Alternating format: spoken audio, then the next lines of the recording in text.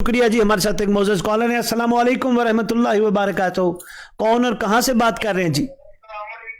वालेकुम अस्सलाम। मैं नारोवाल से बात कर रहा हूँ एहसन। नारोवाल से एहसन साहब, क्या कहना चाहेंगे? शहजाद, मैं ये कहना चाह रहा हूँ, मैं सुन्नत जमात से हूँ, तो मैंने ना आपके क्लिप देखे मौला के हवाले से जी। आया। मैं ये कहना चाह रहा था कि हम भी मौला की नुसरत करें तो मौला हमें भी अपने लिस्टों में शुमार करेंगे।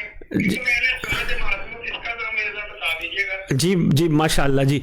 ये साहब है हमारे साथ बहुत एक अच्छा सवाल कर रहे थे। देखिए, अगर करबला में इमाम हुसैन अलैहिस्सलाम एक ईसाई को अलैहिस्सलाम बना सकते हैं, यकीनन दरवाजे हर हुज्जत खुदा के पास मसलक को मजहब से बालातर खुले हैं, तो कोई भी कहीं से भी आ सकता है मसला लब्बैक कहने का। और ये याद रखिएगा, हुज्जत खुदा को लब्बैक कहने का मतलब रसूल को लब्बैक कहना है, और रसूल को लब्बैक कहने का मतलब अल्लाह को लब्बैक कहना है।